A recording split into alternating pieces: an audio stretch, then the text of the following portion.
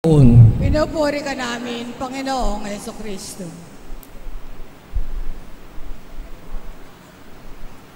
Ang pagpapagaling sa may sakit ay hindi po basta-basta at hindi pinipilit.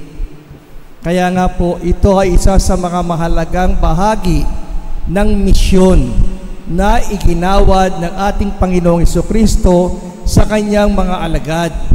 Sila ay binigyan ng kapangyarihan na magpalayas ng mga demonyo at magpagaling ng mga may sakit. Pero may sinabi ang Panginoon sa kanila bago sila umalis. Nagbilin ang Panginoong Jesucristo na huwag silang magdadala ng anumang lukbutan, pera, supot o pampalit na damit. At sila ay pumunta sa mga bahay na tumatanggap sa kanila upang dooy ihayag ang paghahari ng Diyos at ang mabuting balita. Sa salita pa lamang, huwag kayong magdadala ng anuman, niyang lukbutan o lalagyan ng pera o tungkod. Kung ating titignan ito mga kapatid, parang ipinaalala sa atin ng pagsunod sa Panginoong Jesucristo ay hindi nangangailangan ng anupamang bagay na material. Sapagkat kung tayo ay naglalakbay at isinugo talaga tayo ng Diyos, ng ating Panginoong Jesucristo, totally, we are depending on Jesus alone. Wala ka nang kailangan pa. Basta nasa iyo ang Panginoong Jesucristo. Kaya nga, lahat tayo ay isinusugo ng Panginoong Jesucristo. Uulitin ko, lahat tayo, lahat ng mga nabinyagan ay isinusugo upang ihayag ang mabuting balita. At sa pamamagitan nito, tayo rin ay binibigyan ng kapangyarihan o lakas na magpagaling. Alam ba niyo yon? Na ikaw pwede ka magpagaling? Kung tayo umaasa kay Lolo Owing, sapagkat alam natin, nasa kanyang kapangyarihan, lalo na ang paggaling o ang pagkabutihan ng buhay, tayo naman ay binabahaginan din ng Panginoong Jesucristo nung tayo ay bininyagan. Isa sa importanteng bagay na dapat nating alalahanin, nang tayo bininyagan, tayo tumanggap ng biyaya mula sa banal na Espiritu upang sumunod sa yapak ng Panginoong Jesucristo. Kaya minsan sabi ko, 3 regalo ang tinanggap natin nang tayo bininyagan. Ano-ano yung 3 regalong ito? Alam ba nyo? Hindi. Kasi bininyagan tayo, batang maliit eh. Kung hindi paliwanag ito, hindi, ganun ba? Oo. Sa pagbinyag natin, tinatanggap natin ang banal na Espiritu at binigyan tayo ng biyaya ng Diyos na maging isang propeta. Pangalawa, maging hari. Pangatlo, ay maging lingkod ng Diyos o pari. Ano yung una? Propeta. Ano ang pagiging propeta? Ang gawain niya ay maghayag ng mabuting balita. At sasabihin ko din naman, hindi lang sa pamamagitan ng labi, kundi sa pamamagitan ng ating paggawa. At dito makikilala kung tunay ngang ikaw ay sumusunod sa Panginoong Jesucristo. Ang pagiging propeta mo ay papahayag ng kabutihan hindi lamang sa bibig, kundi sa gawa. Ikalawa, bakit naman kami naging hari, Father? Sapagkat nabilang ka sa angkan ng Diyos. Nang bininyagan ka, pumasok ka sa pintuan ng simbahan at tinanggap ka ng pari. At sa pagtanggap ng pari, bininyagan ka sa pamamagitan ng Espiritu Santo, ikaw ay naging bahagi ng angkan ng Diyos Ama.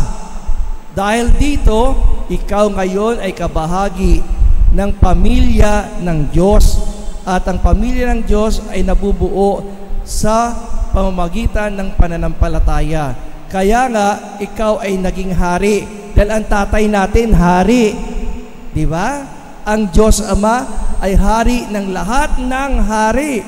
Wala nang lalampas pa dun. Ikatlo, pari. Ang tanong, pari ba kayo? Taas po ang kamay na nagsasabing sila'y pari. Pakitaas po ang kamay. Isa, dalawa, tatlo. Tapos yung iba, nag-iisip pa, ano kaya? Ano kaya? Pari nga ba ako? Totoo, pari ka. Lahat na nabinyagan ay tumanggap nito. Ikaw ay naging pari. Pero hindi lahat ng pari pare-pareho. No? May paring sinasabi nating cleric o yung mga naordinahan.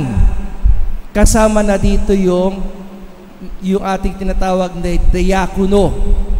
At yung pangalawa naman ay pari para sa lahat na tinatawag sa English ay common priesthood. Tinanggap yun sa binyag. Pari. Bakit? Ano ba ang gawain ng pari? Bukod sa pagpapahayag ng mabuting balita, ang pari ay bahagi ng katawang mistiko ni Kristo na may kanya-kanyang ginagampanan. Kaya kayo rin ay nagsisilbi sa inang simbahan. Bahagi tayo ng katawang mistiko ni Kristo. Kanya ang pagiging bahagi natin, bawat isa sa atin ay may kanya-kanyang tungkulin. May kanya-kanyang tungkulin. Nakakaiba doon sa cleric o yung mga paring na ordinahan.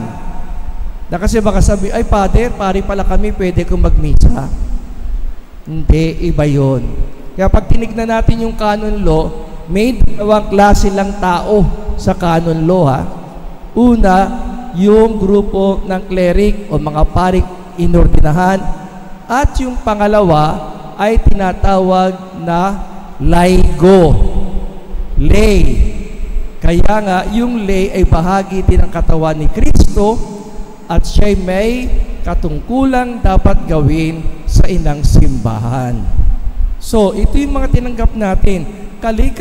Kasama nito o kalakip nito ay ang kapangyarihan ding magdasal at humingi ng tulong sa Diyos. Dito na-experience natin, sinasabi nga, bawat tao mayroong healing power. Kaya lang, hindi nila alam at hindi nila alam kung paano gagamitin. Na kung minsan nagkukuno-kuno lang tataas yung kamay, dadasalan. Pero actually, ang puso niya wala kay Kristo. Paano ka gagaling? Wala. Hindi pwede yun. Dapat ang kalakip nito ay pananampalataya. Naniniwala ka ba kay Kristo? Kung naniniwala kay Kristo, nasa iyong banal na Espiritu. At kung nasa iyong banal na Espiritu, ang kapangyarihan ng Diyos ay nasa iyong pagkatao. Sapagkat lahat ay nanggaling sa Diyos. Lahat ng biyaya ay galing sa Diyos. Kaya nga, ang importante ay magawa natin ng wasto ang iniuutos ng Diyos. Masundan natin ang yapak ng Panginoong Jesucristo. At hinihiling niya dito ng kanyang sabihin sa mga alagad, humayo kayo, ibahagi niyo mabuting balita, lalong-lalo sa walang nakakaalam nito. Pero huwag kayong magdala ng lukbutan, pamalit na damit, at kung ano-ano pa, pati tungkod. Ano ibig sabihin? Dumepende ka. Totally depend on God. Depend on Jesus. Wala nang iba. Pag nasa iyo si Jesus, nasa iyo na lahat. Wala ka nang hahanapin pa. Kaya ngayon, dito sa ating pagdiriwang ng banal na misa, bilang pagpaparangal sa aanghel ng Diyos, si San Miguel Arcangel, sana siya po'y espiritu din.